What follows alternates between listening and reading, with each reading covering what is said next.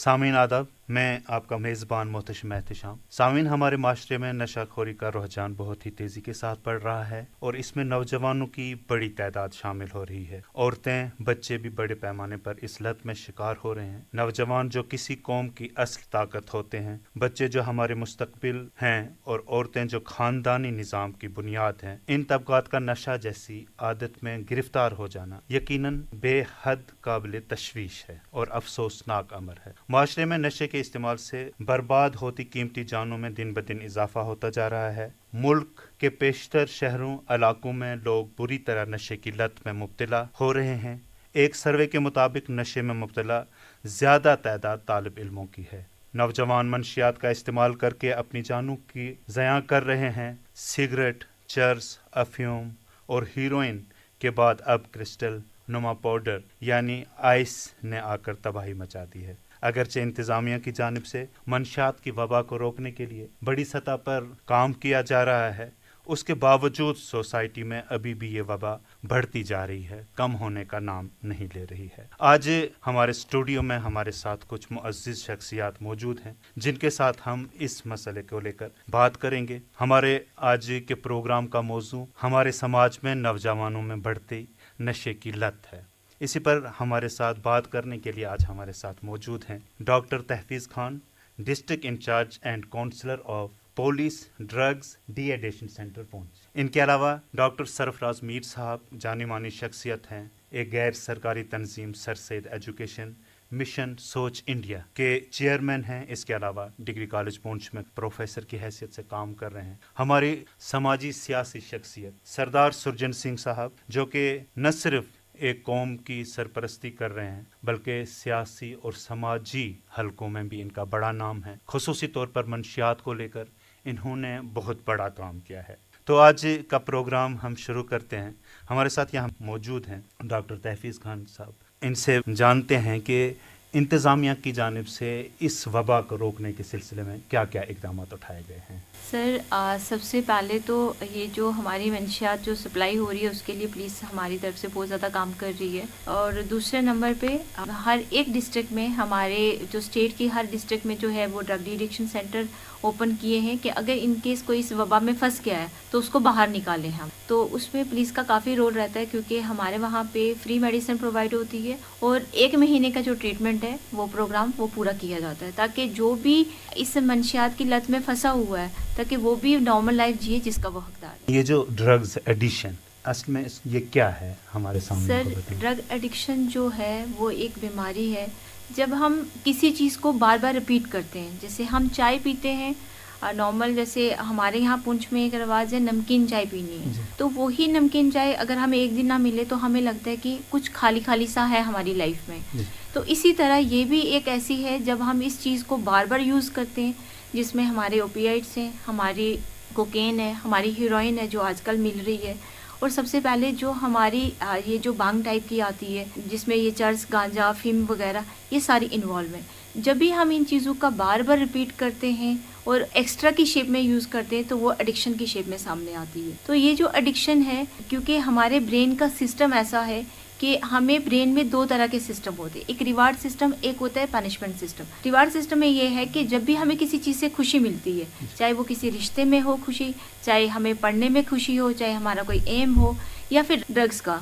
अब देखो for example हम एक अल्कोहल वाले को ही लेते हैं। अब देखो शराब तो सभी को पता है कि ख़राब चीज़ है, लेकिन हम उसको बार बार ले रहे हैं, बार बार पीते हैं, 1-2 पैक, 3-4 पैक, लेकिन वो लेते क्यों हैं? क्योंकि हमें उस चीज़ से सुकून मिलता है। लोगों को ये लगता है कि अगर हम ये सारी चीज़ें करेंगे तो शायद हमारी जो लाइफ में प्रॉब्लम है वो सॉल्व हो जाएंगी। तो वहाँ तक तो अल्कोहल तक ठीक था, लेकिन जो हमारे स्टूडेंट्स हैं ना, अब इस चीज़ों को लेके वो आगे तक जा रहे हैं। उनको लगता है कि हमारी लाइफ की प्रॉब्लम जो है वो ड्रग्स की वजह से ख़त्म हो जानी है। ये जो एक और भी है ड्रग अब्यूज़, ये क्या है? सर सेम है ड्रग अब्यूज़। जैसे हमारी हीरोइन है जो हमारे पुंछ में इस टाइम मेन पे चल रहा है। हीरोइन जो है इसने मतलब हमारे जो छोटे नौजवान नस्ल है इसको टोटली ख़त्म कर दी है। क्योंकि पहले टाइमिंग पे हम ये सुनते थे, पहले जनरेशन में सिगरेट का होता था, कोई बीड़ी पीता था, कोई तंबाकू का सेवन करता था, लेकिन आज जो ट्रेंडिंग में है वो हीरोइन है। तो अभी जो रिसेंटली हमारे पास तो पेशेंट नहीं आ रहे, लेकिन जो आम चीज़ चल रही है वो LSD। हीरोइन जो है वो 1,000 रुपये पे ग्राम है, मतलब ये सोने की कास्ट के बराबर चल रहा है। और जो LSD है वो 1500 का एक ड्रॉप आता है। तो ये जो चीज़ें हैं ये हमारी सोसाइटी को एक दिमक की तरह खा रही हैं। हाँ, सरफराज मीर साहब, आपकी तंजीम सर सैयद एजुकेशन मिशन जहाँ पर तालीम के लिए काम कर रही है, वहीं पर सोच इंडिया के तहत आप खास तवज्जो दे रहे हैं ड्रग्स की तरफ। तो आप बताएं आपकी तंजीम ने इस सिलसिले में क्या क्या इकदाम उठाए? पहले तो बहुत शुक्रिया। जहाँ तक बात की जाती है, एक हैबिट इंसान को ऐसी जगह ले जाती है, अगर अच्छी आदत होगी तो वो अच्छी जगह ले जाएगी और बुरी आदत होगी तो वो बुरी जगह ले जाएगी। एजुकेशन जब तक लोगों को नहीं आएगी, अवेयर नहीं होंगे लोग, तो तब तक लोगों में अवेयरनेस फैलाना हमारा काम था। लेकिन जहाँ आप ड्रग्स की बात कर रहे हैं, एक तो आपको पता है कि हमारा डिस्ट्रिक्ट जो है वो एक बॉर्डर एरिया है, और इफ़ेक्ट क्या होता है कि कोई भी इंसान नहीं चाहता, और स्पेशली मैं कहूँ कि हमारे पड़ोसी मुल्क जो है वो कभी नहीं चाहेगा कि किस तरीके से ये लोग चैन में रहें। तो ये मैसेज जब हमें पता चला, ये चीज़ें हमें पता चलने लगी, तो हमारा फ़र्ज़ था सबसे पहले कि हम लोगों को अवेयर करें कि ये कोई भी नहीं चाहता कि हमारे घर जो हैं वो ठीक रहें, जिसकी वजह से ड्रग्स यहाँ जो फैल रही थी और उसमें जो आम लोग इन्वॉल्व हो रहे थे, उसका एक इफ़ेक्ट देख के हमारी तंजीम इसमें शामिल हुई। सबसे पहले हमने अप्रोच जैसे डिस्ट्रिक्ट पुलिस लाइन में या SSP पुंछ से बात की, और मुझे आज भी याद है कि हमने पुलिस के साथ मिलकर एक 3 दिन की वर्कशॉप करवाई, और वर्कशॉप में मेजॉरिटी हमने पेरेंट्स और उसके साथ साथ हमने वहाँ के लोकल जो जैसे हमारे कॉलेज के बच्चे थे या आसपास की सोसाइटीज़ के कुछ लोगों को लाया। वो वर्कशॉप का मेन मोटो ये था कि लोगों को अवेयर करें कि ये चीज़ गलत है, अगर कोई एडिक्ट हो चुका है उसको किस तरीके से इससे बाहर निकालना है, और जो बाकी जनरेशन है उसको कैसे बचाना है। और इसमें हमने थ्रू आउट डिस्ट्रिक्ट पुंछ में, और सिर्फ हमारी तंजीम नहीं बल्कि जैसे सुरजन साहब बैठे हुए हैं यहाँ, और काफ़ी ऐसी पर्सनैलिटीज़ हैं जो वाकई में लोकल लेवल पे काम कर रही थी। अब तीसरी सबसे इंपॉर्टेंट चीज़ जो हमने देखी कि सिटी में तो हम अप्रोच कर रहे हैं, जैसे अगर हम बात करें बॉर्डर एरियाज़ की, तो ये ऐसे दूर दराज के एरियाज़ हैं, वहाँ तो लोग आधे तो पढ़े लिखे भी नहीं हैं। कैसे वहाँ तक पहुँचेंगे हम और उन लोगों को अवेयर करें कि आप अपने बच्चे का ख्याल रखिए। सबसे बड़ी चीज़ हमें जब पाई गई कि पेरेंट्स जो थे उसमें इन्वॉल्वमेंट कैसे पेरेंट्स की आ रही है, कि आज एक बच्चा जो है वो घर किस टाइम आता है और कब जाता है घर वालों को नहीं पता है। एक बच्चा जो है वो सिगरेट ले रहा है या कोई भी ड्रग्स ले रहा है, घर वालों को पता होते भी घर वाले सामने नहीं लाते हैं। लेकिन हमें लगा कि हमें किस तरीके से इनको अवेयर करना है, तो हमने पेरेंट्स के लिए कुछ मैसेज बनवाए लोकल लैंग्वेजेस में, लोकल जो हिंदी, उर्दू, पंजाबी या कोई भी जो लैंग्वेज जानने वाले, तो हमने पोस्टर घर घर बंटवाना शुरू कर दिए ताकि घर वाले पढ़ें। और बहुत सारे पेरेंट्स का हमारे पास कॉल भी आया कि जी हमारा बेटा जो है ज़्यादा सोता रहता है।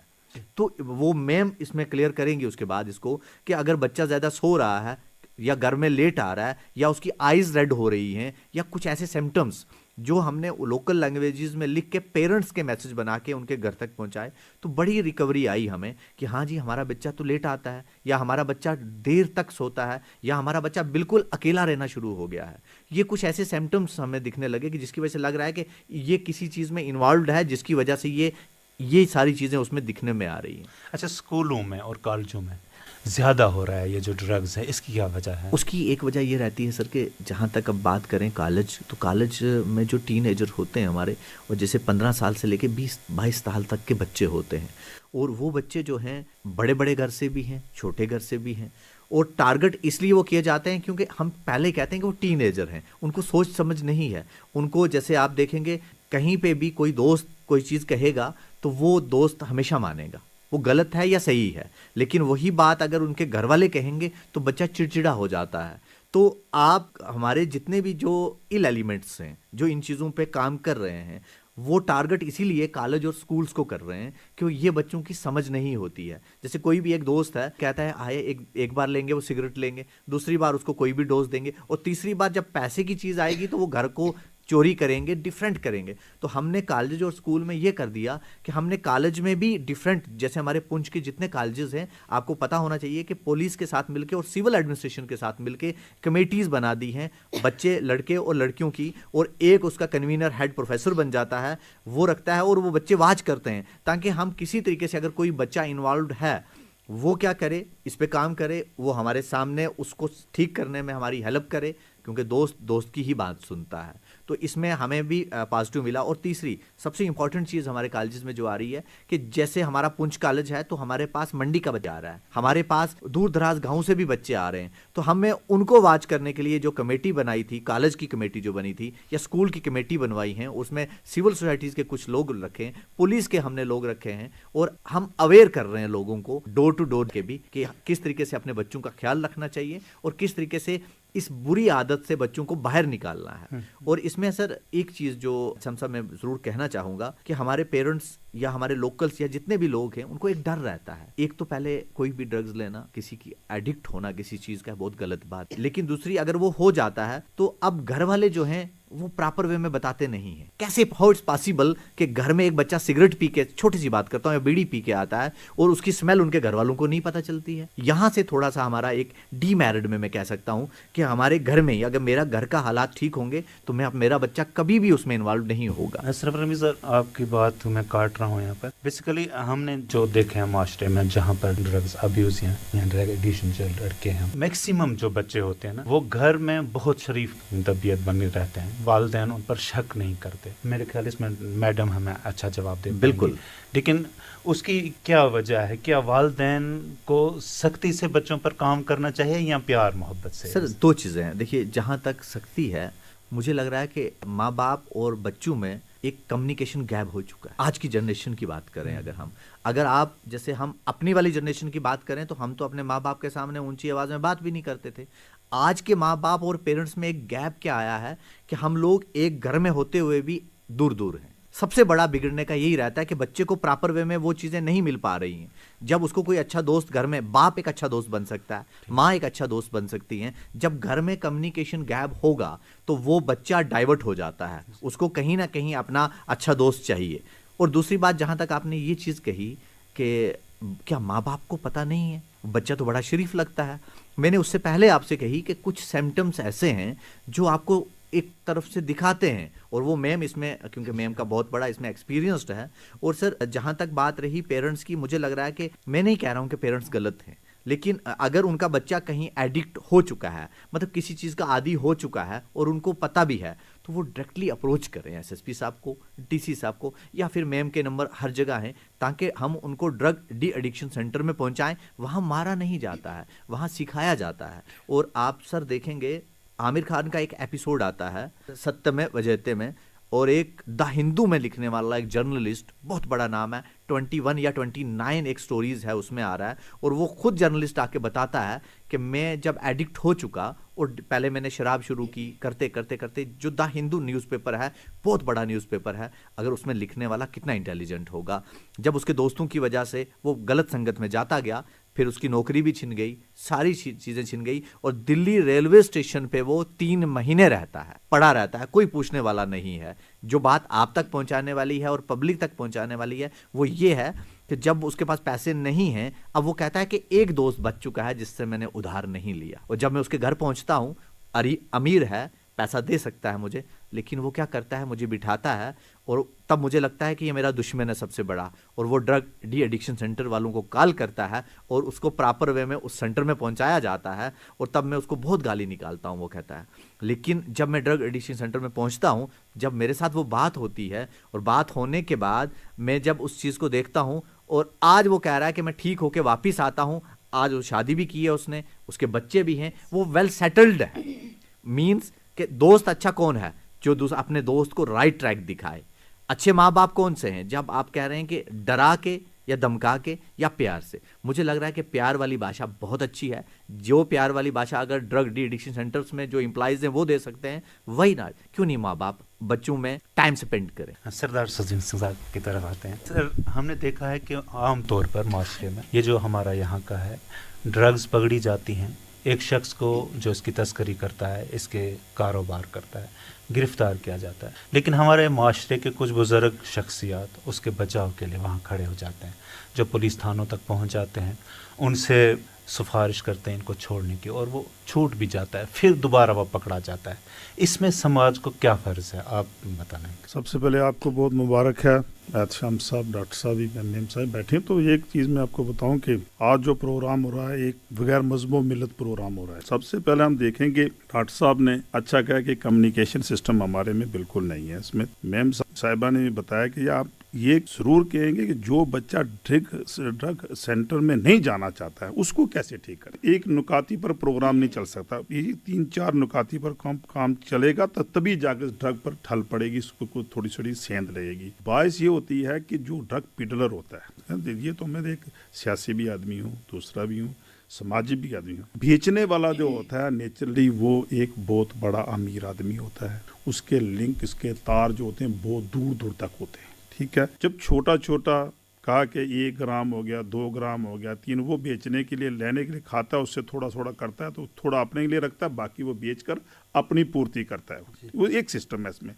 क्योंकि मैं इसमें जुड़ा हूँ, ये मेरे साथी हैं सरफराज साहब कबीर जुड़ते हैं। हमारा ये है कि मैं पुलिस बहुत अच्छा काम कर दी है, मैं बिल्कुल के साथ सहमत। बात ये बनती है जब तक हम जो बेचने वाला लाता है यहाँ से अगर उसे हम कैप्चर नहीं करेंगे तो मेरे ख्याल में खाने वाला तो वो कहीं से भी वो मुहैया कर लेगा, वो तो उसको पता है कहाँ जाना करना।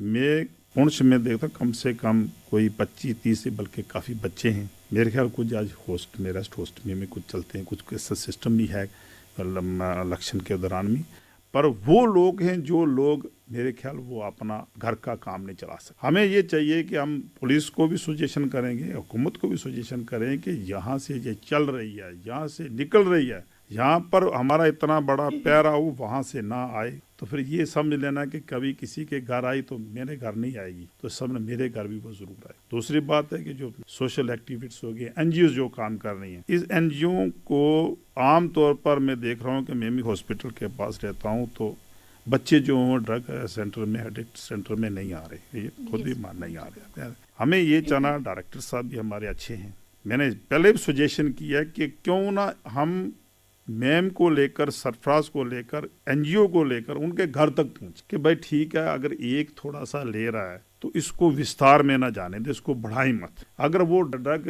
एडिक्ट सेंटर में नहीं आना चाहता, वो अपनी बेइज्जती समझता है, घर वाले नहीं उसको भेजना चाहते, उसको भाई मेरे परिवार की बेइज्जती हो जाएगी, तो हम क्यों ना इसको थोड़ा सा खुलकर आगे करेंगे। ये चीज़ रुकने वाली नहीं है।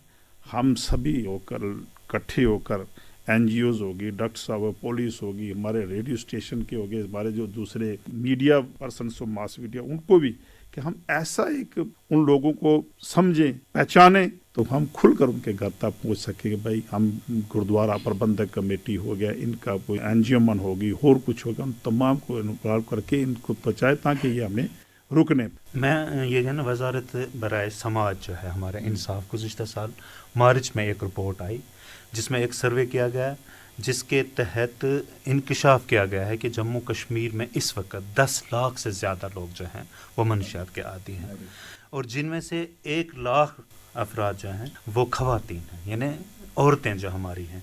मैं मैम से पूछना चाहूँगा कि क्या वजह है कि औरतें भी इसमें शामिल हो रहे हैं। सर एक्चुअली सर ने बिल्कुल ठीक बात की, जैसे सरफराज सर बार बार बोल रहे कि जो हमारा गैप आ रहा है, पहले टाइमिंग पे सर बच्चे करते नहीं थे क्योंकि फैमिली जॉइंट फैमिली सिस्टम था। ठीक है, हमारे घर में एक पेरेंट नहीं था कि हमारे पे नज़र रखे, बहुत सारे ऐसे होते थे, जैसे चाचा हो गए, ताया हो गए, फुफ्फू मासी जो भी हैं, वो बताते थे कि आपने ऐसा किया।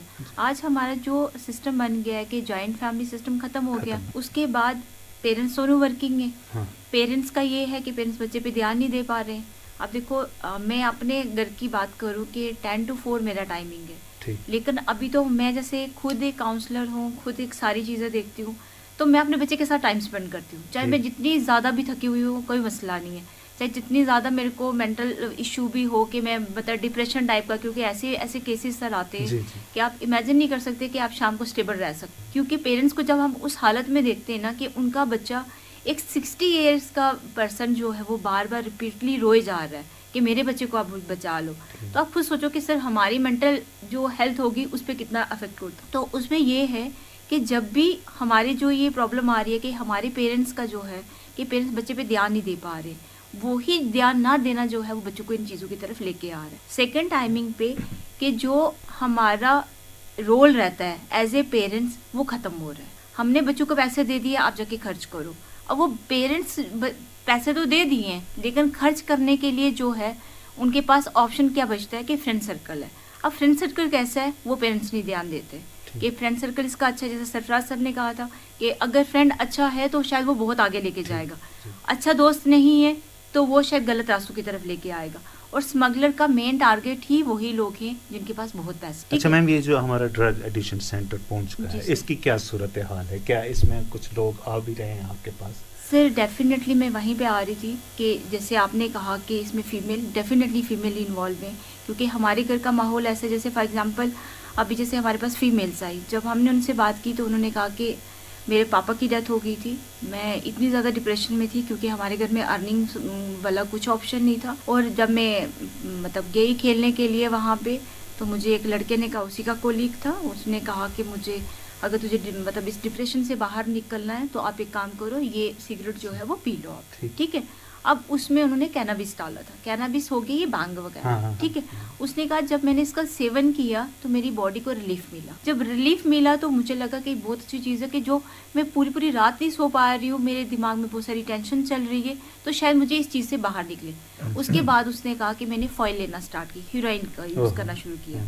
और जब मैंने हीरोइन ली तो मैं डायरेक्टली जो है वो इंजेक्शन पे आ गई। और एक ही फैमिली के 4 बच्चे थे, चारों के चारों इन्वॉल्व हो गए, मतलब लड़कियां दोनों बहनें भी और भाई भी जो है इकट्ठे बैठ के उन्होंने क्या किया, लेना स्टार्ट किया। और उसके बाद क्या हुआ कि उन्होंने अपने ही अकाउंट से 4-5 लाख रुपए जो है वो निकाल लिए। और उसका ये असर हुआ कि मदर को पता नहीं है, भाई जाता था बाहर लेने के लिए पेमेंट, और बच्चे क्या करते थे घर में मोबाइल से मैसेज डिलीट कर देते थे। उससे ये हुआ कि मदर को पता नहीं चला, और जब उसने काम लगाया घर का और पता ये चला कि बैंक अकाउंट टोटली खाली है, और जब पता चला कि कौन निकाल रहा है, उसने सीसीटीवी कैमरास में सारा देखा तो वहाँ पता चला कि अपना ही बच्चा जो है वो निकाल रहा था एटीएम से। फिर एसएसपी सर ने बहुत हेल्प करी, डीएसपी डीआर सर ने बहुत हेल्प करी। उन्होंने क्या किया, हम उनके लिए इतना ज़्यादा करते थे कि 10 to 5 जो है उनके साथ बैठते थे, उसके बाद रिहैब में भेजा और आज वो नॉर्मल लाइफ जी रहे। लेकिन इसमें यह है कि मेन जो है वो हमारा यही है कि वुमेन्स भी इन्वॉल्व होती है, और वही इन्वॉल्व होती है जिसके घर में प्रॉब्लम है, ठीक है, जिसके घर में कोई ऐसी टेंशन है, जैसे पेरेंट्स की फाइट होती है या पेरेंट की डेथ हो गई है, या फिर घर में भाई का ना होना, ये भी एक रीज़न है। अच्छा, इसमें सरफराज मिर साहब, यानी हमारा जो है एक सवाल शायद आपके जहन में भी है, मेरे जहन में भी है, पूरी माशरे में इस वक्त पुलिस की जानिब से बड़े बड़े इक़दाम हो जा रहे हैं, जगह जगह यहाँ पर नाके भी लगाए जा रहे हैं, लेकिन उसके बावजूद भी हमारे यहाँ शहर में मनशियात पहुँच रही हैं। आखिर ये क्या वजह है, कहाँ से? बिल्कुल एचएम साहब, पहले मैं एक क्वेश्चन का ज़रूर आंसर देना चाहूँगा। आपने एक क्वेश्चन किया था कि ऐसा क्यों हो रहा है कि अगर ड्रग पेडलर हो या ड्रग एडिक्ट लोग हों, जब उनको थाने में लाया जाता है तो बहुत सारे लोग जो हैं यहाँ से निकलते हैं और पहुँचते हैं कि प्लीज़ एक बार छोड़ दीजिए। मैं आज आपके विसादत से ये मैसेज ज़रूर पहुँचाना चाह रहा हूँ सबको, आप जिसको भी मानते हैं उसका वास्ता दे के कि आप कम से कम इन लोगों की ये सपोर्ट मत करिए कि थाने से इनको छुड़ा के लाइए। थाने में भी कोई शौक नहीं है कि किसी को भी उठा के वहाँ डाला जाए। मुझे लग रहा है कि पुलिस को काम करती है, लेकिन सिविल सोसाइटी मानिए, बाकी लोगों को लीजिए, तो कहीं ना कहीं हम लोग थोड़े से डिफरेंट तरीके से इन्वॉल्व। हम सोचते हैं कि हो इसकी माँ रो रही है, इसका बच्चा थाने में है, लेकिन हम ये भूल जाते हैं कि इसका बच्चे को अगर नहीं बचाएंगे हम तो इसकी माँ ने उम्र भर रोना है। और हमदर्दी वो है कि आप उसकी सपोर्ट में मत जाइए थाने में, उन बच्चों को वहाँ तक पहुँचाइए। दूसरी बात, एक चीज़ मैं ज़रूर कहना चाहूँगा, जब हम ड्रग्स की बात कर रहे हैं तो आधे लोग सोचते होंगे पता नहीं हम मेडिसिन ले रहे हैं तो ये भी ड्रग्स है, क्योंकि ड्रग्स तो उसको भी कहा जाता है।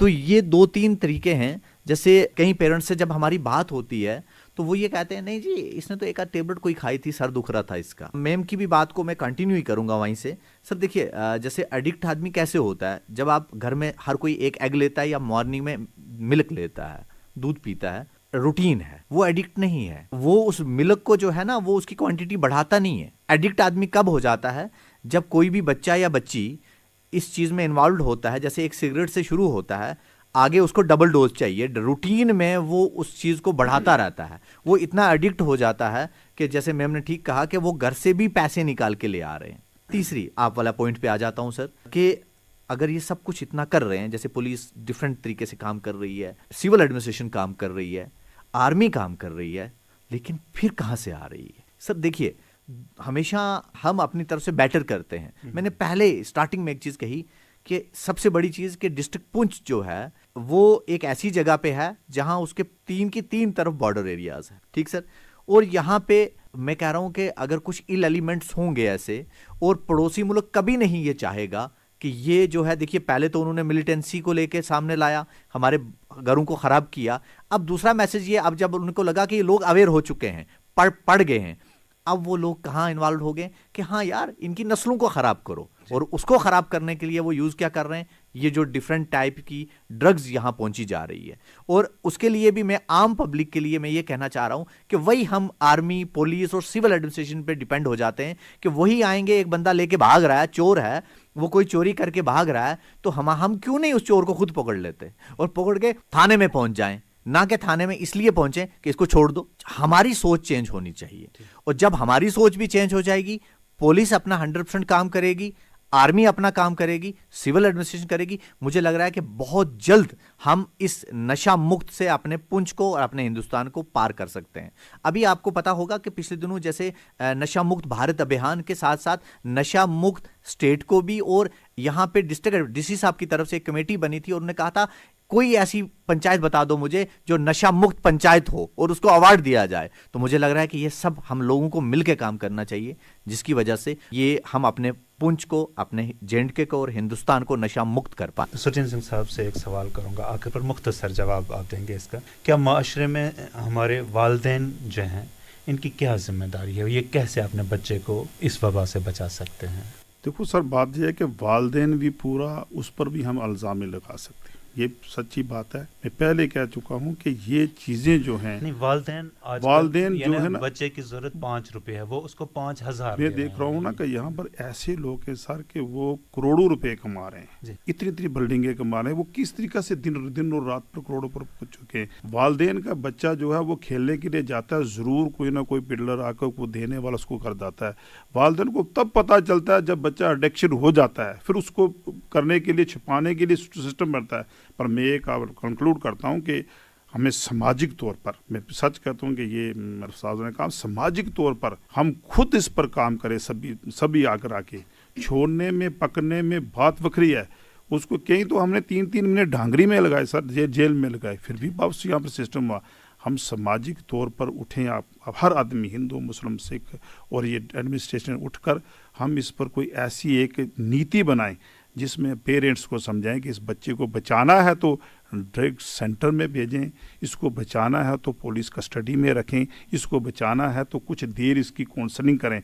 ये हमारा फ़र्ज़ बनेगा, तभी पेरेंट्स तैयार होगा बच्चे को भेजने के लिए। ये सिस्टम हमारा ज़रूर चलना चाहिए ताकि आने वाले ये वबा जो है, मनशियात जो है, हमसे दूर हो। पुंछ थोड़ा सा किता है, छोटा सा, तो जम्मू की आप बात करते हैं, यहाँ पर 1 साल में 2-3, एक 9वीं पढ़ता बच्चा था वो मर गया हमारा पुंछ में।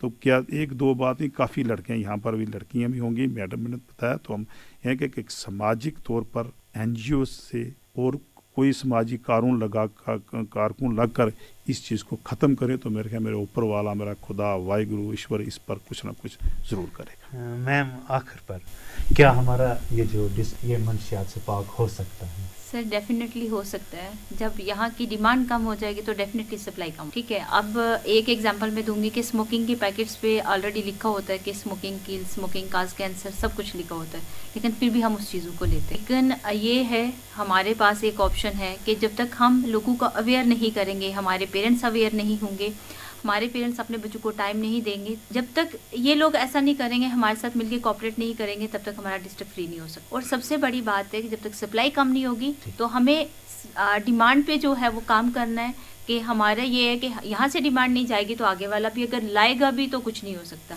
अब उस पर एक है कि मैं आपके रेडियो के माध्यम से सबसे पहले तो शुक्रगुजार हूँ आपका कि आपने हमें यहाँ मौका दिया आने का।